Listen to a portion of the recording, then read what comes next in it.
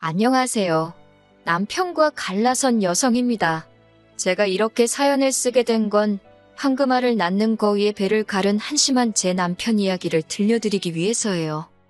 1살 연하의 남편과는 지인들과의 모임에서 우연히 알게 된 사이입니다.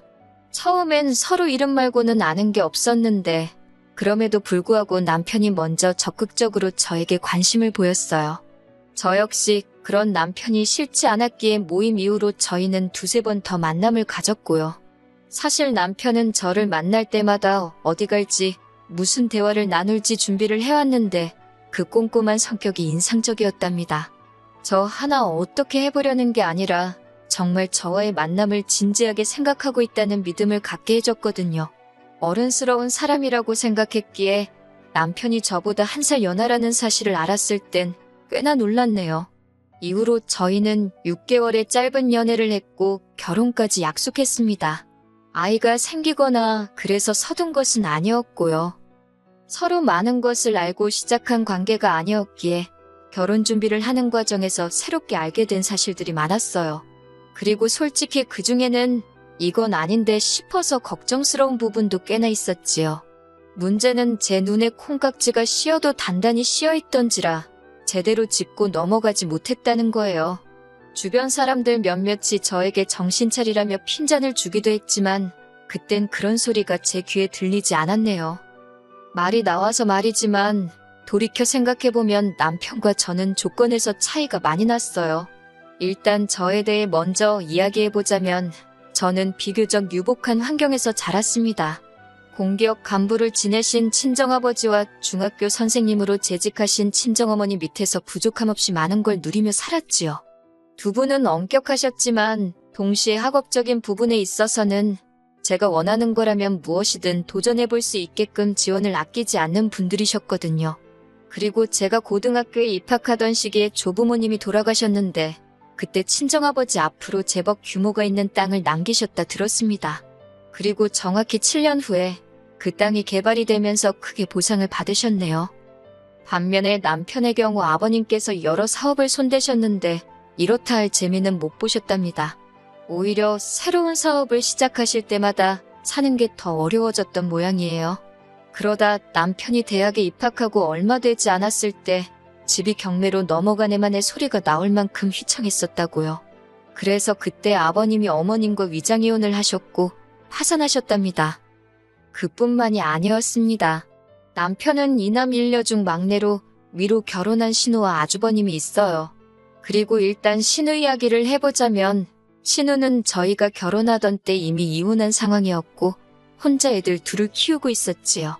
이혼 사유는 저도 정확히는 모르지만 아이를 도맡은 걸로 봐서는 신우한테 귀책 사유가 있던 것 같지는 않대요. 다만 이혼 이후로 남자 쪽에서 양육비고 뭐고 돈 없다고 배째라는 식으로 나와서 경제적으로 곤란을 겪고 있더라고요. 그리고 아주버님은 아버님처럼 사업을 한답시고 이것저것 하다가 저희가 결혼하던 당시에는 대형마트에서 일을 하고 있었어요. 형님은 무슨 이유 때문인진 몰라도 집에 있었고 그래서 아주버님 외벌이로 중학생 둘을 키우는 상황이 돼요. 하지만 그래도 저는 괜찮았어요. 남편이 저에게 말하기를 시부모님이 어떻게 사시건 아주버님이나 신우가 어떻게 살건 각각 독립된 가정이라면서 걱정할 필요가 없다고 했거든요. 서로가 서로에게 부담 주지 않는다면서요. 그리고 실제로 어머님 아버님께 인사를 드리러 갔을 때도 어머님이 먼저 하시는 말씀이 너희 둘만 잘 살면 된다 하셨으니 제가 순진하게 그 말을 믿었네요. 해줄 수 있는 게 없으니 바라는 것도 없다. 예단도 안 해와도 된다 하셨고 한편 친정에서는 솔직히 제 결혼을 탐탁지 않아 하셨어요.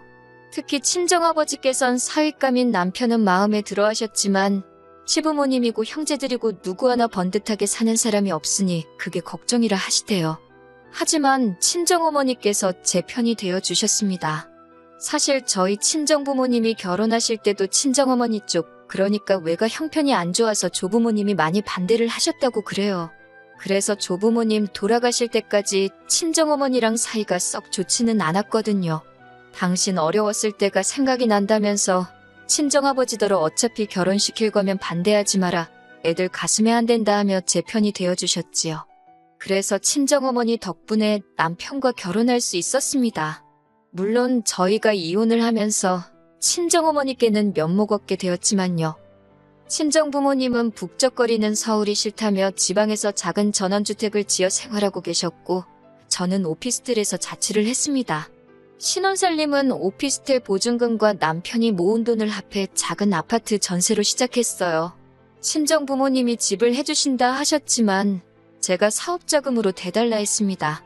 사실 사업 아이템은 이미 오래전부터 생각해놓고 있었고 결혼을 하면 직장을 관두고 사업을 하겠다는 계획도 있었거든요.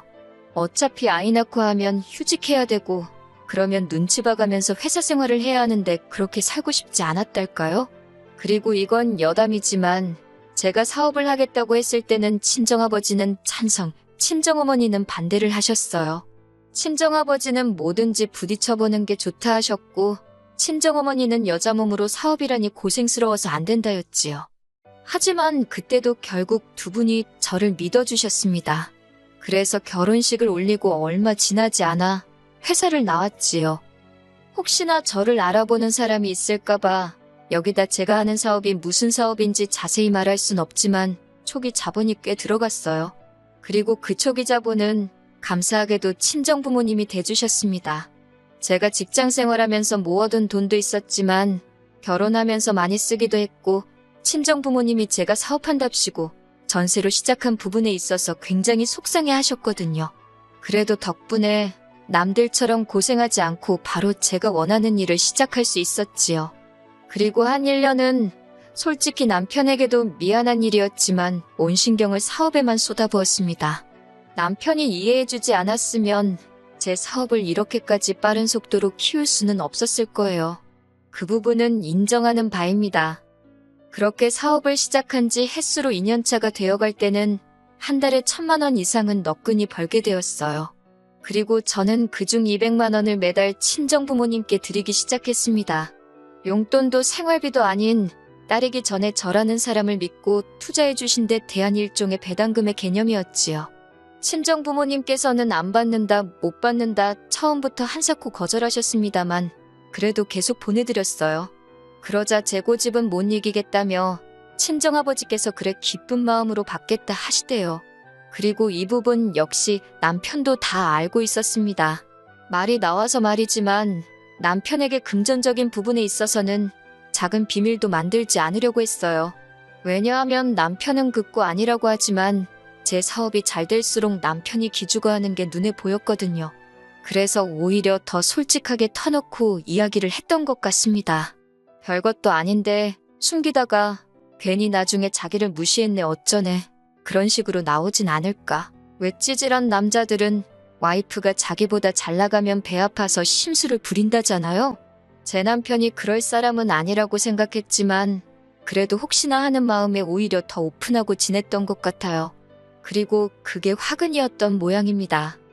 언젠가 하루는 남편이 저에게 넌지시 제 사업장에서 신호를 쓸 수 있겠냐고 묻더라고요. 그런데 제 사업은 컴퓨터로 하는 일이 많아서 사실 아주 경력이 없는 직원은 적응하기가 쉽지 않은 구조거든요. 그래서 남편에게 그건 좀 어려울 것 같다 하니 꼭 사무직이 아니어도 좋다고 뭐가 좀 없겠냐고 그래요. 하지만 아무리 머리를 쥐어짜내도 줄만한 자리가 없었고 그리고 솔직히 한 사무실에서 신우랑 일하는 게 편할 리가 없잖아요. 그래서 미안하지만 안 된다 했습니다. 그러면서 신우가 요새 경제적으로 많이 힘드냐 물었어요. 그랬더니 남편이 솔직히 털어놓겠다면서 작년부터 신우한테 한 달에 생활비로 30만 원씩 보내주고 있었답니다. 신우네 애들 통신요금 같은 것도 자기가 내주고 있었다는데 좀 황당하더라고요. 제가 사업이 잘 되기 시작하면서 남편한테 달달이 좀 넉넉히 용돈을 주고 있기는 했는데 그 돈으로 신우를 도와주고 있을 줄은 몰랐으니까요. 그리곤 순간 혹시나 싶어서 신우네만 그렇게 도와줬냐 물으니까 그것도 아니랍니다. 신우네 도와주는 게 어쩌다 보니 아주버님 귀에도 들어갔는데 아주버님이 서운하다고 엄청 뭐라고 했다나 봐요.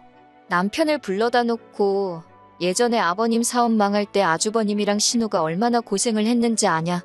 근데 너는 막내고 학생이라고 아무 도움도 못 되지 않았냐. 지금이라도 그때 못한 네 몫을 해라 어쩌라 하면서 그리고 남편은 바보같이 거기다 대고 억지 쓰지 말라 소리도 못하고 아주버님 말이 맞는가 싶어서 돈을 주기 시작했다는 겁니다. 어이가 없었지요. 내 남편한테 이렇게 물러빠진 구석이 있었나 싶고. 사실 남편이 용돈을 어떻게 썼건 간에 그건 제가 뭐라고 할 건 아니라고 생각했어요. 게다가 남도 아니고 가족을 도와줬다는데 그걸 야박하게 뭐라고 하기도 그렇고, 다만 어머님 아버님께도 이미 제가 따로 달에 50만 원씩 챙겨드리고 있는 상황에서 신우 아주버님한테도 돈이 나가고 있었다니 솔직히 답답하고 화가 나긴 하대요. 그래도 더는 추궁하지 않고 일단은 알겠다 했습니다. 대신 앞으로는 시댁에 돈 들어갈 일이 생기거든 먼저 상의를 해달라고 독단적으로 결정하지 말라고 했네요. 이런 식으로 알게 되는 거 찝찝하고 마음 상한다고요. 제 말을 들은 남편도 자기가 생각이 짧았다고 미안하다고 했고, 그래서 그렇게 일단은 넘어갔지요. 한편 저는 다가올 어버이날 친정아버지 차를 바꿔드릴 계획을 세우고 있었어요. 친정아버지 차가 거의 10년 가까이 타신 차라 오래되기도 했고 그럴듯한 선물 하나 꼭 해드리고 싶었거든요. 게다가 제가 벌어서 제가 해준다는데 구구절절 이유가 필요한가 싶었어요. 다행히 남편도 별말 안 하고 알아서 하라길래 아무 문제 없다고 생각했고요. 그리고 얼마 후 시댁에 가게 되었습니다. 어머님 생신하고 어버이날하고 3일 차이밖에 안 나서 늘 한 번에 챙기거든요. 시댁은 저희 집에서 차로 1시간 정도 걸리는 거리에 있고 온 가족이 다 모여야 하다 보니 주말밖에 여의치가 않아서 주말 저녁 시댁에서 모이기로 이야기가 되었지요. 그렇게 약속 당일 시댁에 도착하니 아주버님 식구들과 신우 그리고 시조카들까지 전부 다 와 있더라고요. 그리고 좀 황당했던 게 집에서 먹자고 얘기가 되어서 제가 갈비랑 잡채를 해갔거든요. 그런데 정작 신우나 형님은 빈손으로 왔더군요. 그래놓고 한다는 소리가 시조카들이 그렇게 고기를 먹고 싶어 한다면 나가서 먹자는 겁니다. 그러면 처음부터 저한테 얘기라도 해주면 제가 갈비랑 잡채하느라 시간 낭비할 일은 없었을 거 아니에요? 그렇다고 기왕 해간 걸 다시 챙겨오기도 뭐해서 그럼 이건 어머님 아버님 두고 드시라 하니 그걸 또 어머님은 신우와 형님더러 챙겨가라 싸주고 계시는데 솔직히 거기서부터 저도 마음이 좀 상했지요. 한편 그렇게 저희는 시댁에서 멀지 않은 고깃집으로 향했습니다. 시작부터 돼지갈비 15인분을 시켰고 소주도 몇 병 시키더라고요. 그리고 얼마 안 가 다들 술에 조금씩 취하면서 일이 벌어졌어요. 아버님이 먼저 저희 친정부모님 차 바꿔드리는 이야기를 꺼내셨거든요. 사돈은 자식 잘 둬서 매달 용돈 받고 차도 바꿔주고 팔자가 늘어졌다나요. 솔직히 말씀하시는 어감이 썩 좋진 않았지만 아무래도 술도 드시고 하셨으니 그러신가 보다 하고 넘겼습니다. 그런데 어머님도 질세라 한마디 하시더라고요. 그래도 시부모도 부모라는데 좀 서운하다 하시면서 똑같이는 안 해줘도 어느 정도 흉내는 내줘야 하는 거 아니냐면서 우리는 오토바이라도 하나 사주려나 그러시는데 말에 뼈가 있는 느낌이랄까요? 그러자 신우가 비아냥거리는 목소리로 사줄 사람이었으면 진작에 자전거라도 사줬지 그러는데 이게 무슨 상황이지 싶대요. 황당해하는 저를 보면서 신우가 한다는 말이 시부모는 똥차도 한 대 없는데 친정부모님 차 바꿔드릴 생각할 때 그 생각은 안 났냐입니다. 정말이지 당장이라도 너나 잘하라고 한마디 쏘아붙이고 싶었네요. 하지만 시조카들도 있는 자리에서 괜히 돈 가지고 어른들끼리 이러쿵저러쿵 말하는 모습을 보이기가 그래서 일단은 그냥 무시했어요. 외식비로 거진 50만 원, 그나마도 돼지갈비라서 그 정도 나온 거라며 봐줬다는 식으로 아주버님이 이죽거리는데 너무 짜증나대요. 50만 원도 적은 돈이 아니잖아요. 생각하면 생각할수록 돈은 돈대로 쓰고 욕은 욕대로 먹은 기분이라 이래저래 너무 기분이 나쁘더군요. 그래도 다들 술이 한 잔 들어가서 그런 걸 거라고 애써 그렇게 생각하며 마음을 달랬네요. 한편 신우가 했던 말을 곰곰이 생각해봤어요. 생각해보니까 시부모님도 차가 없으니 어지간히 불편하긴 하시겠다 싶더라고요. 제가 너무 무심했나 싶기도 했고요. 남편도 해드리고 싶은 마음은 굴뚝 같았겠지만 자기도 절 볼낯이 없으니 말을 못 꺼냈나 싶기도 했고 그래서 제가 먼저 신우와 아주버님한테 만나자 했습니다. 말 나온 김에 시부모님 차 한 대 뽑아드리자고요. 저는 3천만 원대의 국산차를 생각하고 있었고 아무래도 제가 먼저 말을 꺼냈으니 제가 반을 대겠다 대신 나머지 반은 아주버님과 신우 두 분이 해결하시라 했어요. 그러면 솔직히 한 사람당 1,000만 원도 안 들어가는 거였거든요. 그런데 이번엔 아주버님이 먼저 아주 손사래를 치는 겁니다. 그럴 여유가 없다고요. 신우도 하는 말이 그런 목돈이 어디 있겠냐면서 자기는 못한대요.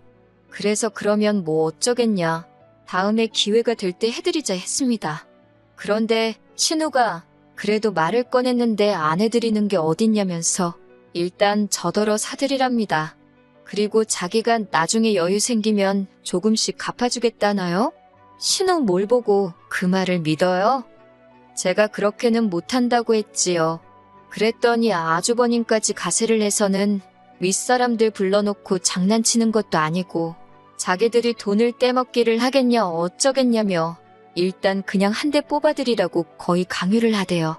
그러면서 이미 어머님 아버님께도 차 한 대 뽑아드리겠다고 귀띔을 해놨다는 겁니다. 능력도 안 되면서 어쩌면 사람들이 이렇게 경솔할 수 있는지 어이가 없더라고요. 저는 너무 화가 나서 그러면 두 분이 빚을 지든 대출을 받든 해서 뽑아드리라고 나는 못한다 했어요. 그리고 친정하고 비교하지 마시라고.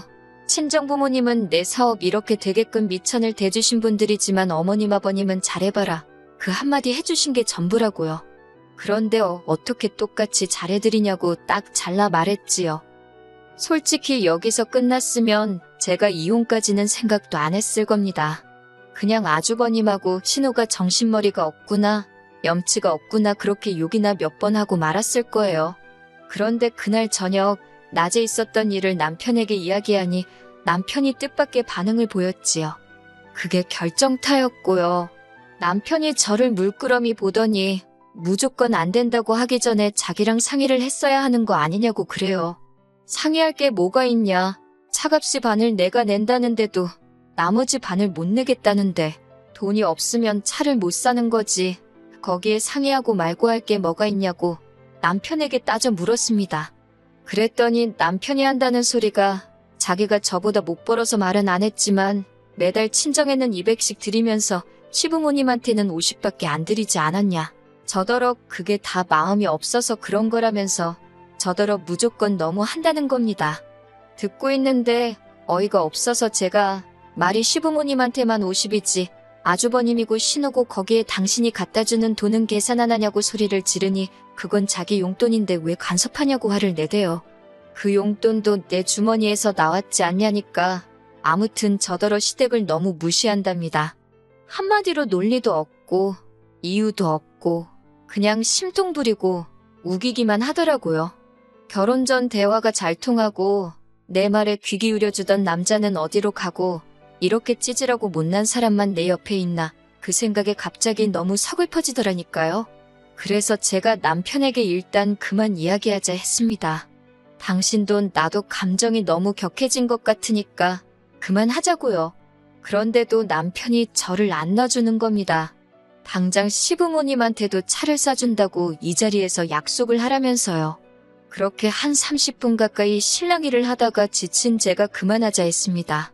이런 남잔 줄도 몰랐고 지금 너무 지치고 당신 너무 못나 보인다고.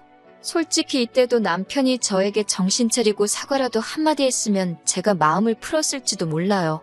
그런데 남편이 먼저 돈 가지고 유세 부리는 적 같은 여자 자기도 싫답니다. 그러면서 자기가 위자료로 차 한 대 값은 꼭 받아낼 거라는데 어이가 없어서 웃음이 다 나더라고요. 혼인신고도 안 되어 있는데 무슨 위자료냐고 물으니 그래도 사실혼 관계가 어쩌고 그래서 당신이 이 가정을 위해 기여한 게 있긴 하냐고 당신 몇 푼이나 버냐고.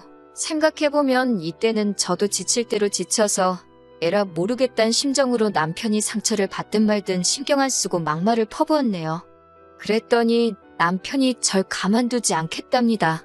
그러면서 제 머리채를 잡으려고 하는데 놀라서 신발장 위에 차키만 들고 냅다 도망쳐 나왔지요. 그 길로 차를 끌고 친정으로 향했습니다. 차로 2시간 거리도 넘었는데 가는 내내 핸드폰이 없으니 전화도 못하고 꼭 뒤에서 남편이 쫓아오는 것 같고 온몸이 두려움으로 부들거렸고 식은땀이 절로 나대요. 그리고 겨우 간신히 친정에 도착했어요. 제 모습을 본 친정아버지가 이게 무슨 일이냐 물었고 어떻게 설명했는지도 모르겠는데 아무튼 친정아버지께서 아는 경찰한테 연락을 하셨고 그 경찰을 대동하여 다시 서울 제 집으로 올라갔습니다. 그렇게 현관문을 여니 집안은 온통 아수라장이 따로 없었어요. 남편이 지 승질에 못 이겼는지 TV고 뭐고 다 때려 부셔놨더라고요. 소름이 쫙 끼쳤습니다. 이런 남잔 줄 모르고 3년 가까운 시간을 살을 부대끼며 살았다는 게 남편은 저희 친정아버지와 함께 간 경찰을 보더니 자기가 넘어져서 이렇게 된 거라며 말도 안 되는 변명을 하대요. 하지만 그런 변명이 통할 리 없었지요. 아버지 지인인 경찰의 도움으로 남편이 일단 경찰서로 가게 되었고 저는 그 틈에 제 짐을 다 챙겨서 친정아버지와 친정으로 내려갔습니다. 그리고 이후의 일은 변호사를 선임했지요. 기물파손과 협박 그 외에도 여러 가지 죄명으로 남편을 고소했거든요. 그제서야 남편은 자기가 잠깐 정신이 나갔었나 보다며 그동안 우리 같이 산 시간을 생각해서라도 이번 한 번만 용서해달라고 빌더군요. 합의만 해주면 제 근처에 얼씬도 하지 않겠다면서 말이에요. 남편뿐만 아니라 시부모님은 물론이고 신우랑 아주버님 내외까지 다들 돌아가면서 전화를 해댔고 문자를 보내는데 확인 안 하고 무시하는 것도 환장할 노릇이대요.